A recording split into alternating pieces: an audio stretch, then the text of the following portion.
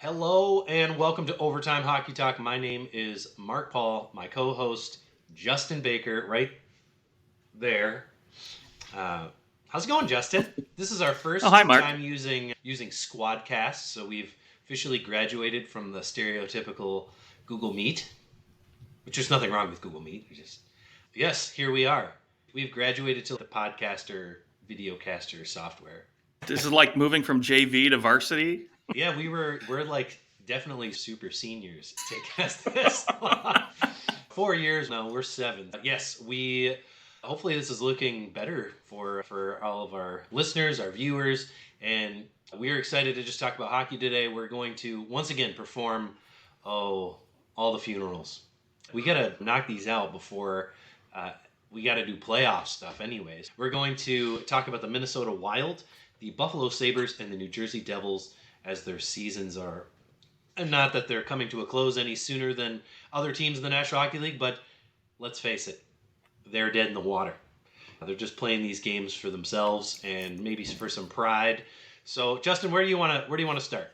Let's see, we got two teams in the East, one in the West. I say we start out East, and let's start off with a bang with the New Jersey Devils. I think out of all the teams here, they were the one team I think almost everybody penciled in to make the playoffs this year. I mean, the absolute maybe. I think our last show we talked about somebody having like super high expectations coming in and it being really disappointing. Maybe that was Pittsburgh that we talked about, but I don't know if there really is anyone more disappointing than the New Jersey Devils. I don't think this was like, hey, we're not gonna make the playoffs, maybe like a bubble team. This was like this team maybe could win this division. And Yeah. right now, they're second to last in the division. The only team that they are topping is the Columbus Blue Jackets, which isn't saying a whole lot. Basically, the team that had to fire their coach 5 days before the season is the one team that they managed to trump. And I keep going back. There was this interview with, I believe it was Jack Hughes. I want to say he was on 32 Thoughts. And he said something about it's exciting to come into a year where everybody's going to be chasing us and they know that we're good and we're not just this team that's hoping to make the playoffs, that we've already won a round and blah, blah, blah. And then all this happened. So I just keep going back and thinking like these guys went into this season thinking that they were really good. And they just have not been good. I know there's lots of reasons. Let's talk about them. What's your number one reason that the Devils missed the playoffs this year? I mean, I think it's everybody's, and it's goaltending, right? Let's just face it. I think you and I think in general, most people probably thought the goaltending was going to be good enough, right? Given the talent they had up front. I mean, you look at this loaded roster they had with Jack Hughes, Nico Hischier down the middle. On the wing, we had Timo Meier, Jesper Bratt, Tyler Toffoli to start the season. They had a lot of freaking talent up front, and then they were going to get an infusion of youth in the back end. I mean, yes, they lost some key pieces on the back end. We knew that was happening in the offseason, but bringing in Luke Hughes and you would think that would be enough, right? Just enough to get it filled in. But unfortunately, they had injuries on the back end with Dougie Hamilton and injuries up front as well. But goaltending didn't do them any favors, is essentially what I'm getting at. You look at the numbers. No, go ahead. No, you go. I mean, the bottom line is you look at these numbers. For most of the season, they've been relying on Vanacek, Nico Dawes, Akira Smith, and not a single one of them even touched a .900 save percentage, which to me is a must-have for any team looking to make the playoffs. You got to have one goaltender in your roster that's putting up decent numbers, right? You got to have one above 900. Yeah. Simple as that. I mean, when's the last time a team made the playoffs with two goalies, or we'll say a team save percentage under 900? Yeah. It's probably got to be since like the 80s. Yeah. When everybody. When you've got Hall of Fame players who have an 887 save percentage. What's Grant Fuhr's save percentage? Oh my gosh. I think his was like an 890. Call that up. Yeah, call that up. Yeah, it's terrible. It was when they first save percentage. I can't remember how far back they have save percentage for statistics, but I don't think it's any further back than maybe the 70s. Yeah, it's. By the way, 887 for his career save percentage. 887. My joke number. There you go, 887. I think the other issue, and this may have affected goaltending more than people think, is that this really this defense, when you take a look at it, yeah, there's some potential. There certainly is some great potential, like Luke Hughes and Simon Nemec. Tons of potential there. Jonas Siegenthaler had a great year last year, and coming in here, there was high expectations. I had 21 points in the 80 games, and he just got hurt, and that never goes well. And you get rid of other guys, Severson, and it's just been a mess on the back end. And I don't know why they thought that they could just go and say, "Hey, Luke Hughes, you can just take over for these veteran guys who had really nice seasons for them." I don't understand how you look at that decor and go, "Yes, this is a playoff team," unless Luke Hughes and Simon Nemec were both going to be candidates for the Calder. I think early on, everybody had Luke Hughes as a candidate, and rightfully so. Sure, If the way you sure, look, he finished last year. yes, but that's also, yeah, you can hope that a guy's going to be a Calder candidate, but there are very few players at the very beginning of a year where you go, "This guy's going to be the Calder candidate," and he is. Yeah, you've got, sure, Connor McDavid. He was in that conversation. Austin Matthews, or uh, like right now, a Connor Bedard. But even still, you look at Connor Bedard, and there's no guarantee that he's going to win it because of the time that he missed. I still think he wins it, but it's going to be a close contest. And when you consider how difficult it is to have a really great rookie season from the back end, I don't know. I think it was just asking too much over 82 games. Did he have a nice little playoff there? Sure. But the playoffs are just, you're just, hey, we got to throw you in here. Let's just see what you can do. And you're just playing. But an Yeah, 82 game season, you're not just playing. that's the thing, right? Yeah, from a forward perspective, guys like Austin Matthews, Connor Bedard, you don't have to come in and be the savior up front and be like both responsibly defensively and put up the points, right? You're just expected to come in, put the puck in the back of the net, and the defense will work itself out over the next 4 or 5 years, right? That's usually the expectation with guys like that. Same with Connor McDavid, same expectation, right? He'll get the faceoffs, he'll get the defensive side of his game together eventually, but he can put up 100 points, so we don't really have to worry about it. Whereas guys on the back end like Luke Hughes, you have to be responsibly defensively, or else it's going to burn you. And it's very clear, even at 18 minutes a game. I mean, it's just he's missing that part of his game right now. I'm guessing that had their head coach been anyone but someone like Lindy Ruff, Lindy Ruff's got, I mean, he's won a Stanley Cup. He's been to Stanley Cup finals. He's been around forever. He's a highly respected guy. And I think because it was Lindy Ruff, they went, let's see if he can right this ship. I think it had been a lesser coach, somebody that maybe this is just his first or second job. I think he probably would have been fired in December. Well, how about this? They had Andrew Burnett, right, as an assistant the year before.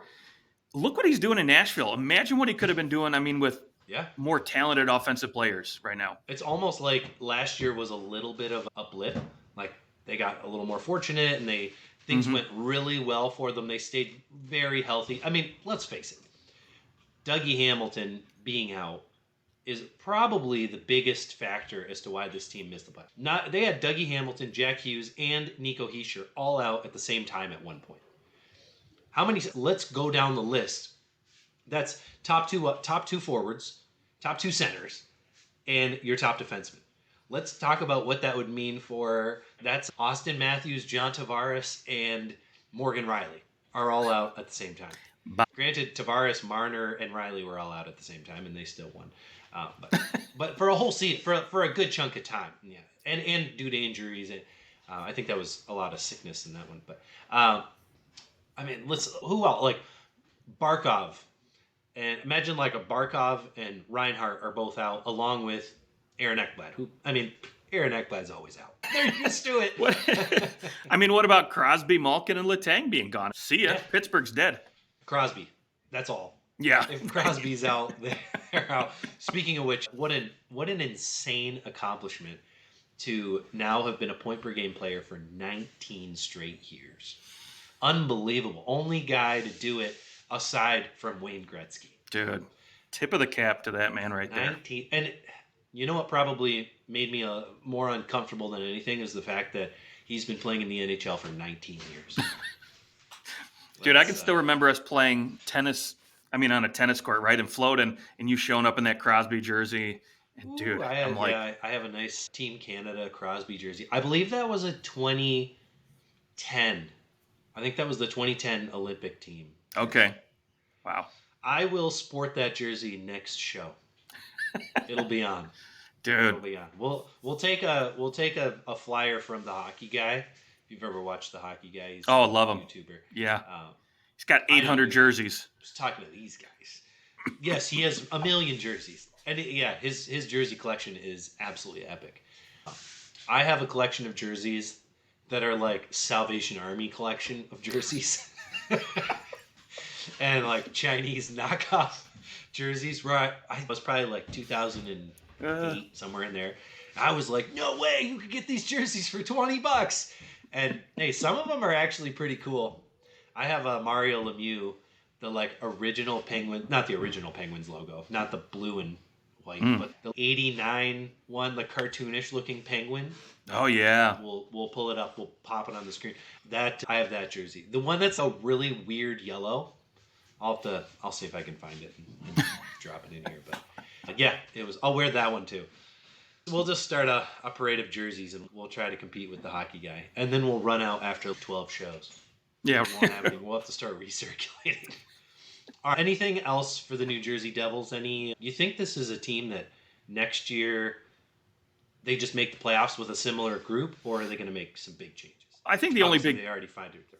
Yeah, I think the only big change we're going to see for New Jersey is they're going to pursue a guy like Jacob Markstrom, right? I think they're going to go after a goaltender hard. We've got Capo Even though they got Kakkonen. Jake Allen. So they got Jake Allen. Capo Kakkonen's on an expiring deal, so he'll probably I could see him potentially resigning, but I think other teams are going to give him more money than he would get in New Jersey, and I think New Jersey would rather go after a guy like Markstrom and get his $6 million on the book and maybe find a way to move Timo Meyer because he's just not pulling his weight, in my opinion. But He's been playing a lot better with Travis Green. And yeah, I'll give you that. That at least has been a silver lining. That's what you're hoping, right? You bring in Travis Green and you hope that the guys that are struggling find their way. I would say also for Timo Meyer, some of the issue has been the fact that there's been so many guys in and out of the lineup. I mean, he's supposed to be playing with Jack Hughes or Nico Hischier all year, and they're just getting moved around. And, I mean, hey, a good player should be able to play with anyone. But, shoot, even a guy like Crosby, a guy like McDavid, they can't just play with anyone either. I think you've signed him to a long deal. He's not going anywhere. No, of course not. Nobody, I mean, you're not going to trade him at his low value. Also, I think a lot of teams out there would go, sure, I mean, we'll take him. I mean, he's still a good player. You know he is. You know there's something in there. Although, it seems as though there's been a lot of good players who have signed long deals that just fall apart, i.e. Huberdeau, i.e. Meyer, and it's an uncomfortable Gaudreau. Like, when that happens, it's got to make you go, I mean, I kind of, as much as you're like, oh, shoot, and Austin Matthews only wants to sign these 5-year deals, some of these teams, I feel like you got to go, maybe it's better that we sign some guys to 5-year deals, because these 8-year deals, if they don't work out, they just wreck you for a long time. Yeah, look at Pierre-Luc Dubois in L.A., man. They tried to trade him because they instantly regretted that deal. Oof. Yep. And here's what I don't understand. I think we've said this before on the show, but I don't know Pierre-Luc Dubois, but I can tell you what I've gathered from the fact that I've watched him play. I've seen what he's said in the media. I mean, he's a cancer to whatever room he's in. He just is. And it might just take several years. You would think that a room like that with Philip Deneau, with Anze Kopitar, with Drew Doughty, you'd think that room would be able to get that guy under control. Get him to buy in. He won't buy. He doesn't buy in anywhere he goes. No. It honestly a little bit reminds me of Evander Kane in some ways. But I think Evander Kane was more of an issue off the ice that caused issues in the locker room. Whereas Pierre-Luc Dubois, I don't know how else to say it. It sure seems like he's a dick. And just because you think you're great, I mean, that's fine. There's plenty of players in the NHL that know they're great. That doesn't bother me, but he's not that great. He's been a good player at times in his career. He's shown a lot of promise. But I can't see why you would have ever traded for him in the first place. And that's how I've always felt about him. When he was in Winnipeg, before that in Columbus, I always felt, just something off about this guy. You get those Yeah. vibes about people. Kind of. Now, it doesn't mean that he can't grow up. Well, he can grow up, and hopefully he does. I mean, he signed a long-term deal, so he's going to be in LA. But that's unfortunate. That's what it's come down to. But I don't even know him, and I can gather that. I just can't believe that no one else was able to figure that out before they traded the farm for him. Sometimes, man, you just want talent, or you want a certain player, and you're paying up and regretting. That's it. Yep. I mean, big regrets. Big regrets. No regrets. All right, let's move on from the New Jersey Devils, and we'll swing out west. We'll go to the Minnesota Wild. I think we had this team right on the bubble when we did our preseason rankings. I don't remember if I had them in the playoffs or not. I didn't look. But I know I would have had them on the bubble based on what the team is here. And I think if I remember, you had them out. Yeah, I did. And I mean, mostly because we knew Dallas and Colorado were going to be there. I think we both put them in there.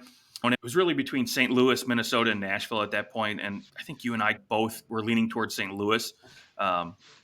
Nashville was a mystery, I think, going into this season. I don't think anybody expected anything big from them. But I think all three of these teams, really, you and I had them on the bubble, really just sitting there 7-8, that third spot. But, same with, I think you definitely had Winnipeg in the playoffs, where I don't think I did. Yeah, I did. Yeah. Yeah, and their season has largely been, they've been playing from behind from the very beginning. And a lot of that started because Kirill Kaprizov had a really slow start. He did not look good. I mean, he's gone on fire. I mean, he's got 83 points in 67 games. He's been fine. He's been himself. Ends up being basically on pace for the same that he was. Actually, last year he had 75 points in 67 games. So he's even better. But he had a slow start, which hurt Minnesota. And everything snowballed from there. I mean, they weren't getting the goaltending in the beginning. Philip Gustafsson wasn't that great. Jared Spurgeon gets hurt.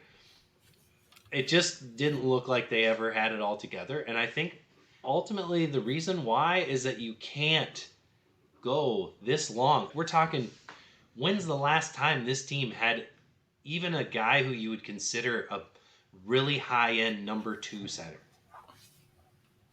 They have some, I would say, what are like a Ryan Hartman to me is like a 2A, 2B type of guy. Like, yeah, okay, if he's going to be your top center, then you better, like, Joel Eriksson-Ek, Joel Eriksson-Ek he's playing really well, 30 goals, 61 points. He's having a career year right now.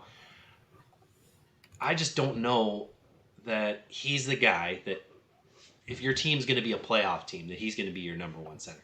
Like Joel Eriksson-Ek, Ryan Hartman, I think that's probably the issue right there. Yeah, he's putting up 60 points. That's also, he's getting lots of ice time. He's playing with Kaprizov. Like, you got to think that a guy you slotting in there is going to put up some numbers. But as far as carrying a team, none of their centers can do it, carrying a line. And I think ultimately that's where it comes back to, is they've been searching for that center, and they cannot seem to find anyone that really moves the needle for them. So then they're playing this really defensive, sit back and try and pounce game and let Kaprizov do his thing and hope that's enough. And it just has not. I mean, now, granted, hey, I guess the silver lining in this season is Brock Faber, right? Nobody's going to complain about the kind of season that Faber's had. Nope. I mean, look, he's probably going to finish number 2 in the rookie voting. I mean, it's a shame. I probably would put him number 1 considering the position he's in and what he's been able to do playing 25 minutes a night with that Wild team. But yeah, I go back to your point about Joel Eriksson-Ek. I do not think he's not a number 1 center. He's a number 2, maybe even on a bad day, a number 3. But again, regardless if you put him at 2 or 3, he's not a number 1. And let's face it, he's getting those points because he's playing with Kirill the Thrill. Boldy's been great. Zuccarello has been fine. But outside of that, they really lacked that number 1 center. Yeah. 20 goals from your rookie center.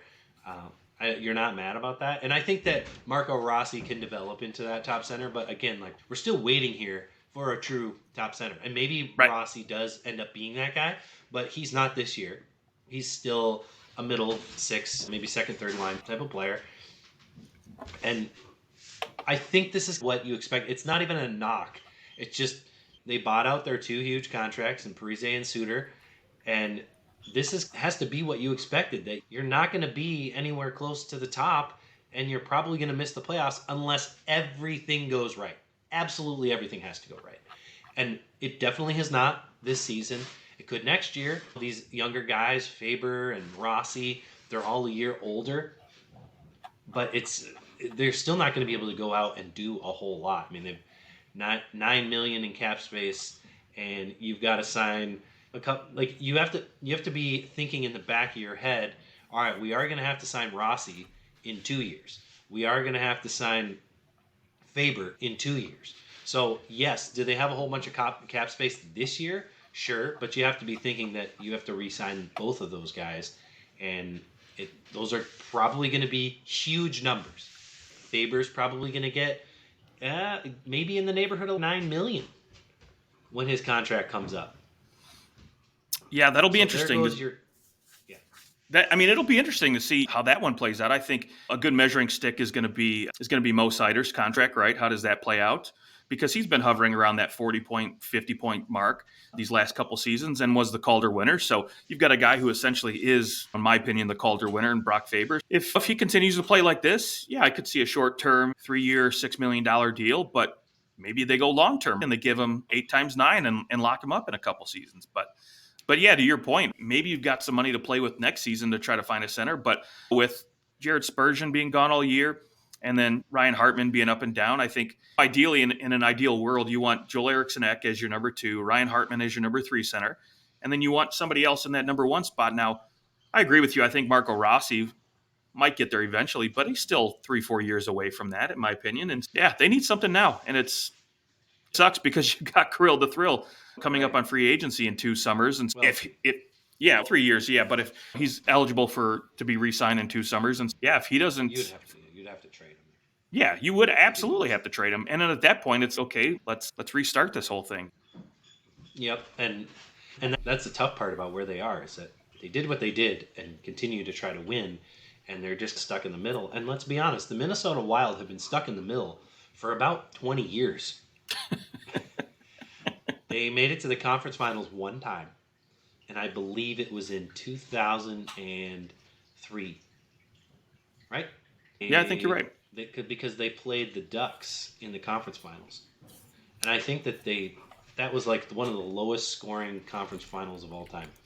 We can pull that up, but yeah, Minnesota Wild. I think they definitely have some nice pieces.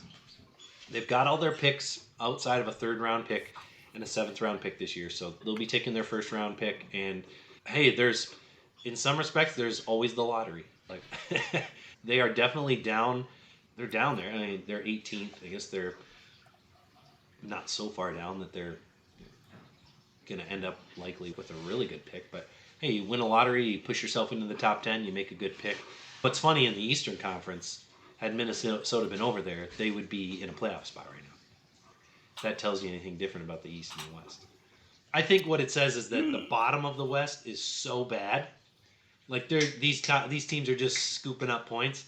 Yep. And the bottom of the Eastern Conference is not nearly what the bottom of the West is. The bottom of the East is Columbus and Montreal. And then Ottawa and New Jersey are the next 2 bottom teams. Yeah, and I would take all those teams over Arizona, Calgary, Seattle right now, maybe. Yeah. The 2 bottom teams in the West, and the 2 bottom in each division in the West, and the 2 bottom teams in each of the division in the East. I mean, they just don't even stack up. I mean, Columbus has 62 points. San Jose has 42. Those are the 2 worst teams. Anyways, a big disparity between the top and the bottom there in the West compared to the East. All right, let's scoot over back to the Eastern Conference. One more team, the Buffalo Sabres. How do you feel about this season for the Sabres? I think disappointment is a good way to put it. I mean, they obviously, I think for me anyways, after what they did last year, and you had Devin Levi coming in, you figured the goaltending was going to improve, right? Probably should have made the playoffs last year, honestly. Yeah, they probably should have. Had And it not been for some unlucky things. yeah. But I mean, if you really look at Detroit, Ottawa, Buffalo, these have been the three teams we've been looking at the last few seasons as teams that have been out of the playoffs a while and are in rebuilding, regrowing. And to me, I honestly, out of the three of them, I figured Buffalo would be the one that would probably make the playoffs. And in my opinion, they're probably playing worse than any of all the three, in my opinion. Now, lately, they've been playing better. They've looked better. But again, I don't think anytime I mean, no knock on Rasmus Dahlin, but if he's your leading point guy on your team, it's not going well. I mean, he's no Kale Well, McCarr yeah, as far as production is concerned. and that is definitely due to some injuries. Casey Middlestat obviously isn't there anymore. Uh, there's been a lot going on Yeah. with the Sabres, but it's like that every year. Like, there's always a lot going on, and always these reasons why. Granted, hey, Tage Thompson, he only played in 65 games so far out of the 76. So he missed 11 games, but those 11 games, it's not like they would have won all of them by any means. So I don't think that those 11 games made or broke the Buffalo Sabres. I think this is still a team that's growing. Pretty crazy about Jeff Skinner, right? Get to 1,000 games. He's the only NHL player to ever play 1,000 games and never play a playoff game.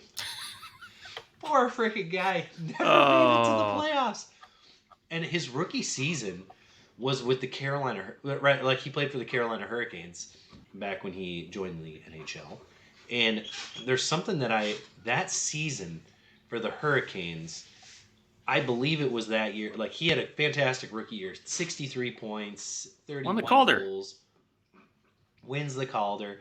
And I want to say that year, I got to look up what happened to the Carolina Hurricanes, but I want to say that they barely missed the playoffs. Let's see if I'm right. We'll see if my memory serves me correctly. Eastern Conference, Carolina Hurricanes. Of course, these are silly standings. They had these stupid standings. I hate you, Google. I hate you. Google's standings. I don't know. Don't ask me why I'm looking at Google's standings. Oh, I hate the NHL. They don't even. Oh, wow. Why is the old. Oh, yeah, this is weird.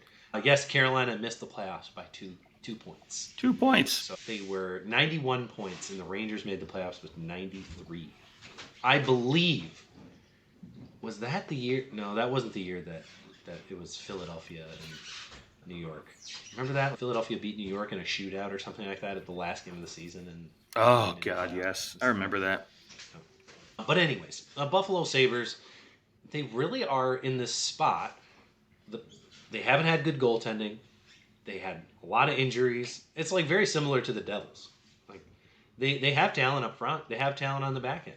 But it just isn't all coming together quite yet to where this is a playoff team, especially considering the other high-end talent that's in this division.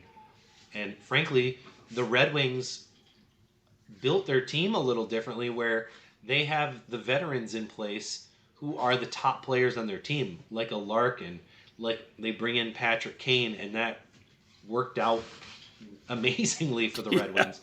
I know there was some talk about Patrick Kane going to Buffalo, and I wonder if he had gone to Buffalo, is Buffalo in the playoffs? I mean, that is his hometown, right? So that would have been Right? that would have been nice for them. But I'll tell you what, the one nice thing that Patty Kane has done, I mean, he's been able to hook up with Alex DeBrincat. He doesn't have that instant chemistry with anybody else. Would he mesh well with a guy like Jeff Skinner or Alex Tuck? Maybe. But those things take time to develop, Sure, right? Tage Thompson. Yeah. And that's the other thing, too, right? Tage Thompson, you're not having him most of the season, whereas JT Compher and Dylan Larkin have pretty much been there all year.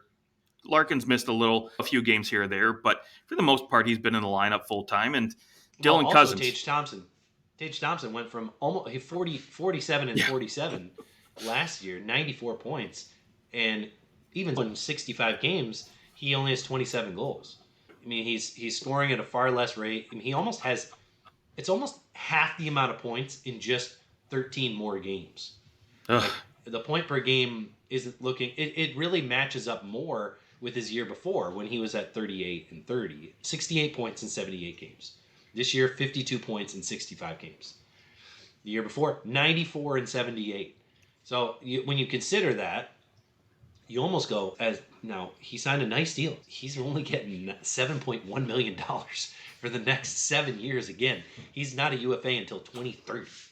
So, hey, $7.1 million, you will happily take a guy who's putting up what would be, if he played a full 82 game season, somewhere between 65 and 70 points. I mean, that's more than fine for a guy making $7.1 million. But now, do you want to see him play better? Sure. Did injuries play a factor in maybe why he hasn't been put up as many points? Sure. Did the team around him make a difference? Sure. But it seems as though, what are the Sabres going to do? You can't fire your coach again. I don't think you want that. Well, they just gave him a contract extension for 2 more years. Right. So you know they're not going to do that. And they bring in Bo and Byram. And I think next year you're going to have to really take a good hard look in the mirror and figure out how you're going to take what their strength is, which should be their back end, between Byram, Dahling, and Power. You got to figure out a way to put the puck in these guys' hands more and allow them to create from the back end, because I think that's the only way you're going to win. Yeah, I agree. And here's the other thing too, right? So they've clearly, I think they have the mindset now that they're going to start shifting the way they play.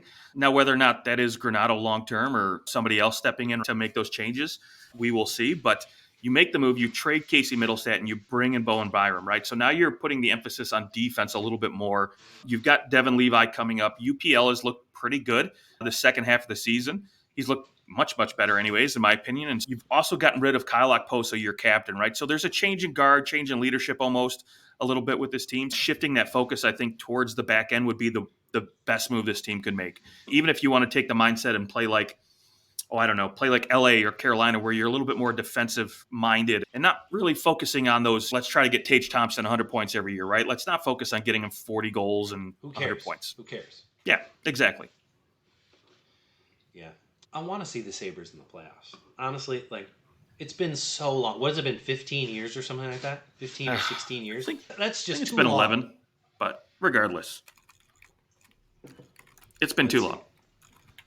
Let's look it up. Call it up. Yep, I'm pulling it up right now. Let's see. Faster typer than I am. Yes. Either way, that's way too long. Gosh. Oh, come on. 2001. I think. No, wait. No. That was not. No. Sorry. I'm reading this. This is the wrong site. I have a lot of memories of Chris Drury. Oh, gosh, yes. The Buffalo Sabres. They haven't made the playoffs since 2011.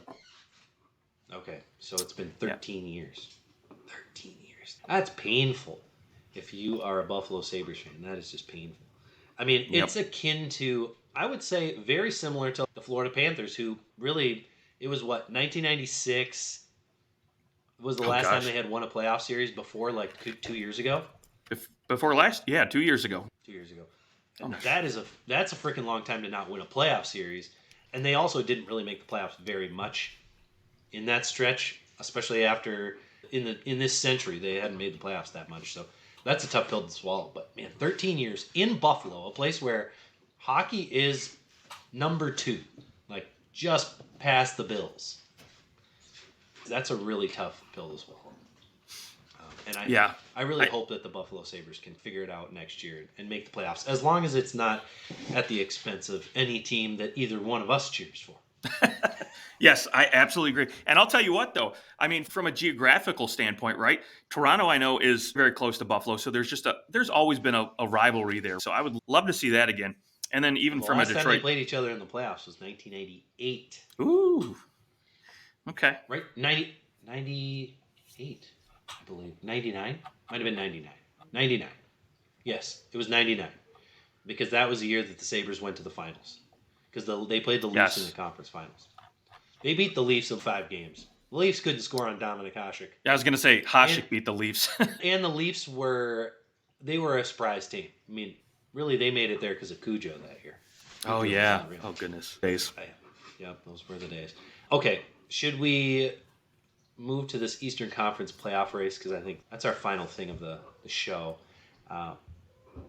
Let's start here.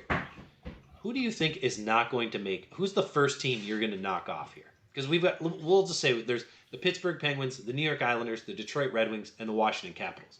We've got 4 teams vying for, and the Philadelphia Flyers, sorry. 5 teams vying for 2 playoff spots. Who's the one team that you think, no, just forget about them. They're done. Well, I think the easy one is Pittsburgh. To me, but I'm also going to say the New York But they have a Islanders. huge game tonight. Yeah. It's Washington Pittsburgh. I mean, by the time you're watching the show, you know the result. But I mean that game is likely, if Pittsburgh loses, it's over for No, sure. I agree. They're done. Yeah, definitely over for them. But for me, I mean, okay, I'm just going to come out and say it. I'm going to give you my prediction where I think everybody's going to fall. Um, I ultimately think the Washington Capitals find a way to squeak in, but they're going to finish third in this division, Third right? In the in the Metro. Metro. Yeah, and Philly's going to fall out and miss the playoffs completely. John Torts is going to get fired. Red Wings make the playoffs in that final wild card spot. Yeah. And here's another kicker, too. I'll just throw it out there, too. I think the Toronto Maple Leafs finish in the first wild card spot and the Lightning jump them that last game of the season. When the Leafs and the Lightning play in the last Yep. game of the year, you think that's going to be for the division? Absolutely. To be honest, I would take that. I would take that because that means that the Leafs are probably playing the Bruins. I think I would take the Bruins over the Panthers. Oh, I absolutely. If I'm a Leafs fan, I would rather play the Bruins. I know the history isn't there, but I think I just beat the Bruins. I mean, I don't think the Bruins are going to go far, regardless where they finish the season, because I think their lack of depth down the middle is just going to hurt them. We'll see how that plays They always out. play the Leafs tough. Although the Leafs did play really well against the Panthers on Monday night, but it was a Monday night, a random Monday night. They're like, "Oh, look, the Leafs look so much faster." It's a Monday night. It's just a random regular season Monday night. Who cares?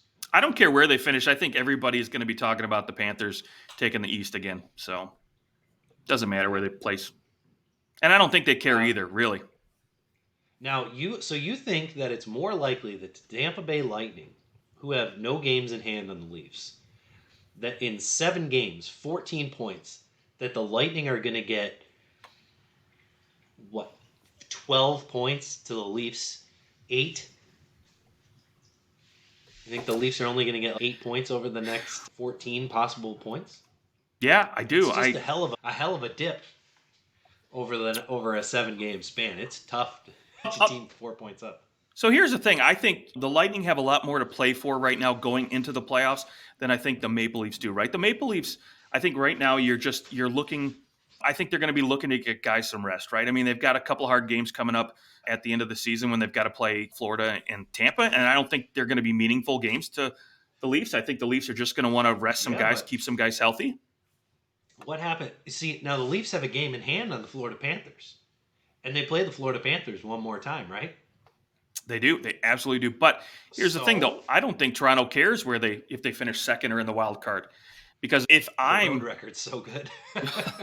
Yeah, if I'm Toronto, I just want to keep my guys healthy. I mean, you've had Morgan Riley just coming back. You've had injuries to Marner and guys being up and down the lineup. So for me, I'm just more concerned about keeping my guys healthy and ready to go because let's face it, regardless where you place, whether it's third or the wild card, you're still not starting at home.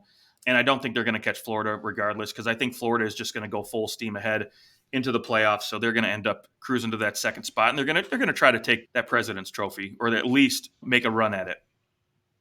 Yeah, 2-7-1 in their last 10. Things have not been going great in Florida, but I got to imagine they're just like, we're in, so pretty much we don't need to kill ourselves, and that is a team that kills themselves to win. Okay, yeah. So you think the Washington Capitals, which yes, they've got 2 games at hand on the Philadelphia Flyers, they win one of those games over them, and they make the playoffs.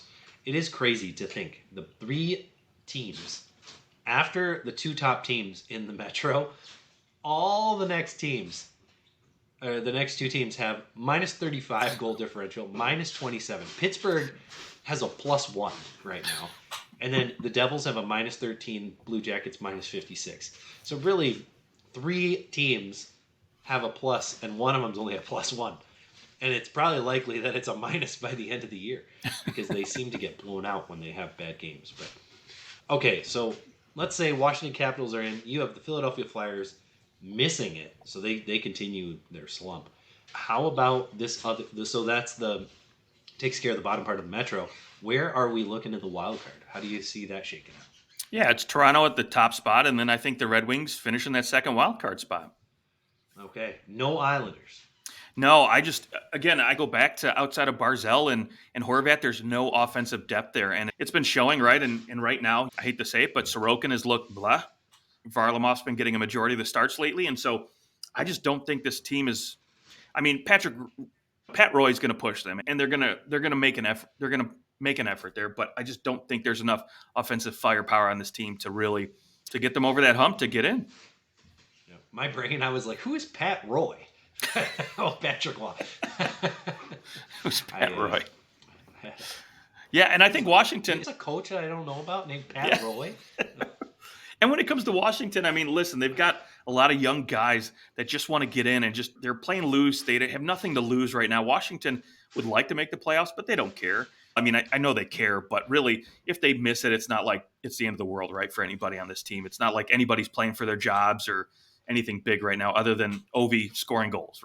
In the salary cap era, how many teams have made the playoffs with a minus goal differential? Ooh, that's a good question. That would be a very good trivia question, I think. I would probably go half a dozen at the most, I think. I believe that it is what I think the Senators did the year they went to the Eastern Conference Final. But they were like a -1. The worst, I think, was the Florida Panthers in maybe it was 2012. I think it might have been the lockout year. I think they were -24.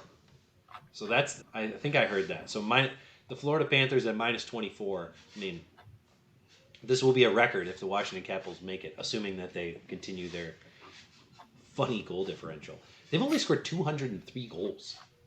There is no playoff team right now that the next highest scoring team is the Flyers at 222.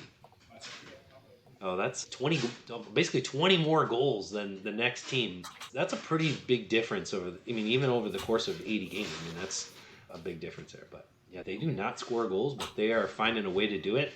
You think if they make the playoffs that their coaching staff should be up for Coach of the Year, that Spencer Carberry should be considered for it? No, I don't think so. I mean, you could maybe put him in 5 or 6 or something like that in voting, but that's about the best I'm going to give him. I think just because they've been so bad. All those teams down there have been so bad that you don't get points for being good the second half of the season and everybody else being terrible. But for me, the thing that annoys me, you don't get points for being just slightly not worse than right? The other guys. What annoys me every year in and out is John Cooper's lack of accolades in this category because, man, he does such a fantastic job with that team. And I know he has so much that's talent. Why he hasn't been fired. Yeah. Because he never wins Coach of the Year. As soon as you do, you're out of there. That means, I have a theory behind that. My theory behind why Coach of the Years often get fired. Because a lot of times it's a story of, oh, wow, this team it was unexpected that they do this well, and here they are. You could say that's because the next year they went and they said, oh, see, we are pretty good. And so they don't make a lot of changes. Turns out you weren't that good and it was just your coach. That's one side of it. The other side is that coach literally spent the entire year milking those little udders all year long. And those things are raw as hell. As hell. Now you got to get somebody else in there to lotion up the udders because it's just he can't be trusted anymore. There's my cow milking analogy. Yeah, I'll give you that though. That is the problem, right? I mean, it consistently goes to somebody who takes a terrible team, gets them an extra 40 points in the standings somehow, and yes, you get Coach of the Year. I mean, look, it's probably going to happen in Vancouver with Rick Tocchet. No offense to him, but I don't think Rick Tocchet's going to get fired if he gets. No, I don't think so either. But again, yeah, that's what ended up happening. You never see guys like Peter Laviolette or, I mean, again, in New York. I mean, what they're doing out there, they look fantastic, but he's not going to get any. He's not going to get. You don't think he's going to get any love? I think he might finish top 3, maybe number 4, but he's not going to. But he also comes in and he takes over a team that was already good. And they've been conference finals a couple years ago. They had 107 points last year, and this year they're at 106. They'll probably finish around 112, 114. So a little bit better of a year, of course, but it's not as if he took a non-playoff team and made them a playoff team. So I think that's often the reason why you want to give somebody that coach of the year is, hey, you came in and you took that team that wasn't a playoff team and you made them a playoff team. So that's impressive. If the Flyers manage to hold on here, I think that Tortorella should be considered for coach of the year, 100%. You Well, took a listen, team that had 75 points that went blatantly out of their way to tell everybody, we're rebuilding. We're going to be bad this year. And he was like, oh, I got something to say about that. Let's go. He's had his team under a gun all year long. Yeah, he'll be the second guy. The other night. He'll be the second coach to win it for a third time. I mean, there's only been 8 guys that have won it 2 or more times. So, yeah, that's why he gets fired all the time. Yep. He milks them. All right, I think that is our show. I guess I should give my predictions too. Yeah, I want to hear them. Absolutely. Yeah, I'm gonna tell you what I want to happen. Forget what I think is gonna happen because it's always wrong. I'll tell you what I want to happen. I don't care whether the Leafs finish third or first wild card. Where all those things are pretty much decided, at least as far as those teams are in the playoffs. I'm going to tell you who's going to make the playoffs. I think that the Red Wings are going to make the playoffs, and I think that the Pittsburgh Penguins are going to make the playoffs. The Penguins are going to beat the Washington Capitals. Now, this could be, you could be listening to this and be like, well, they didn't, bro. But Penguins beat the Capitals tonight. They find a way to go on a tear here at the end of the year. And it's a little karma here. Last year they had just the weirdest, worst ending to their season. And I think this year you go, they had no business making the playoffs this year, and they did. Whereas last year they should have been in the playoffs. They should have been. And I think this year will make up for it. I think the Penguins make the playoffs. And I think the other teams just continue to free fall here. But I think that the Red Wings sneak in, maybe on the last day of the year. I'm going Pittsburgh, bottom team in the Metro. They'll take on the Hurricanes and get spanked. And the Red Wings sneak in there, second wild card, and they get to play the New York Rangers. I'll tell you this, though. I'll tell you this. I wouldn't hate seeing Sidney Crosby in the playoffs. I think that would be phenomenal. Again, you've heard it all year long, I think, since the trade deadline. Is this it for Sidney? Is he going to eventually ask to move out? And I don't think that's going to happen, but there's something else to play for there. Or what if the Washington Capitals get in the Metro in the third spot, the Penguins sneak into the wild card spot, and then the Washington Capitals beat the Hurricanes, the Penguins beat the Rangers, and we get a Capitals-Penguins second round. That's a pipe dream. Yeah, okay. That's how I'm dialing it up. That would be a fun one, too. Tonight is probably the most meaningful Capitals-Penguins game we've had since, what year did the Capitals win the Cup? It was 2017? 28? Right? Yeah, 17. Yeah. Yeah, probably the most meaningful game since those two teams played each other in the playoffs that year. I can't wait. I can't think of a more meaningful game than they've had, so it'll be a fun game tonight. Any final thoughts before we get out of here? Boy, I'll tell you what, though. I can't wait to, again, this is going to shake up to be a fun playoff tree, no matter how it, turns out in the East. But I can't wait till we start doing our predictions here. Yep, absolutely. All right, next week will be our show, and the playoff picture will probably start to reveal itself a little more. We'll look forward to that. We'll finish up our funerals, and we'll get to some playoff predictions once we know who is where they're going to be. There could be some by next week that we know, like, here's the matchup. So. All right, you can find us on Twitter and Instagram at OT Hockey Talk. To our listeners, thanks for listening to us, watching us. We are looking forward to the playoffs. Justin, have a great night, and we'll talk to you guys soon.